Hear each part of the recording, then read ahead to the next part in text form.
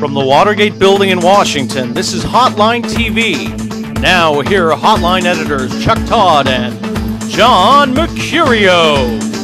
Hey, it's Hotline TV. I'm Chuck Todd. And I'm John Mercurio. Today we're playing a new game we'll call Better Odds, for lack of a better name. Chuck, we'll get two options, and you have to convince me why one is more likely than the other. All right? Let's get our first question from producer Reed. PR. What are the better odds? A Democratic sweep of all 7 Senate toss-ups, or Democrats failing to win back Rhode Island and Montana?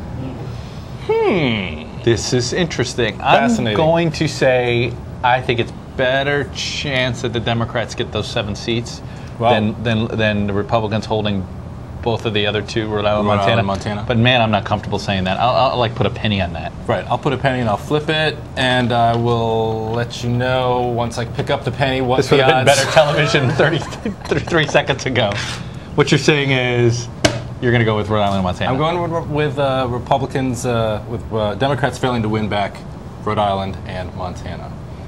I think it's possible. I think look, I think Montana's a Republican state. Republicans are coming home. Right. Tester has sort of been coasting. You do get that feeling that he's been coasting. Right. Rhode Island's the one I just can't figure out. Rhode Island's the one I can't figure out, but Chafee has never lost. Chafee was about here in 2000 when he was running, and he was maybe a point or two better than he is now. And his only fireable offense is a Republican. Everything else he votes the state. But what it's interesting is what it's showing, I think, is that if Chafee is defeated, it is, as you said, his only fireable offense is that he's part of a national wave against his party. If he loses, I think he's part of the whole wave. Then he's part of the whole wave, and that wave then shows that Democrats pick up all 7 seats. I think that's right. All right, what's next?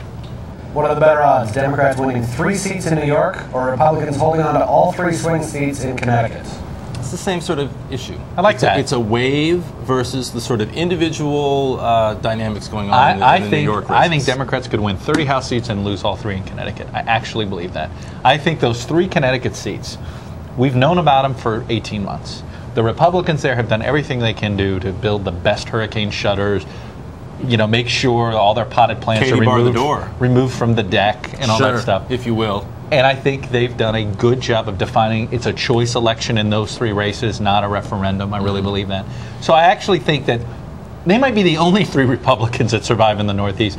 But I would bet on them surviving before I would bet on Jim Walsh surviving. But if we're talking about a national wave, I think it's hard to imagine, it's hard to see a scenario where at least Simmons and Shays don't go. I think Nancy Johnson of the 3 of them is probably the best campaigner. See, I would bet on Simmons, but that's okay. She's had a scare before. She had a scare back in the 90s. She raises a hell of a lot of money. There's new polling out today that shows that Simmons is trailing Murphy. So I actually think that if this is a national, that Simmons is trailing. Trailing Courtney. Right, but also Johnson's trailing. That Johnson's also Murphy. trailing. Yeah. So look, I think if we're talking about a national wave, I think you have to include Connecticut. I hear you. I'm just saying, I would bet that the Democrats pick up 2 seats in New York before they pick up any seats in Connecticut. All right, we'll flip a coin. All right, and finally, what are the better odds? Republicans losing Idaho's governor's mansion, or Democrats losing Senate seats in Washington and Michigan? Oh, that's an easy one. I'll take Democrats winning in Idaho. Oh, really? Oh, yeah. Well, Democrats losing in Idaho. Oh, Democrats losing in Idaho. God. What are the rules again? Heads. Yeah, I guess there's a better chance. I guess I would assume that the 2 Senate candidates lose first. I think that would probably be true, too. We'll join us next time when we actually understand the rules of this game. We'll be able to play it a little bit better. I'll say this. Here's what we really want to say. Idaho's for real. Everything's upside down. Butch Otter has not.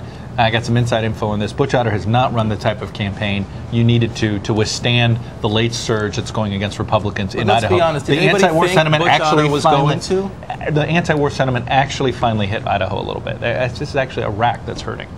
But did anybody think that Butch Otter, when he won the nomination, was going to run a good campaign like this? Right. He never ran a particularly effective House campaign. No, it's very true. This shouldn't be the shock to us that it is turning out to be. This is the Katherine Harris 2002 race. This is the race that Butch Otter actually wins, but he wins it by 2 or 3 points as opposed to 25 points. And there's a scare at the end because he's just not run a very good campaign. It is still Idaho. It is still Idaho, and he is still a man who can wear tight-fitting jeans. And has an R next to his name. That wraps it up for today. Join us tomorrow, and we'll explain just how what all this last-minute polling means and if you should pay any attention to it at all. For Chuck Todd, I'm John Mercurio. We'll see you tomorrow on Hotline TV. Okay.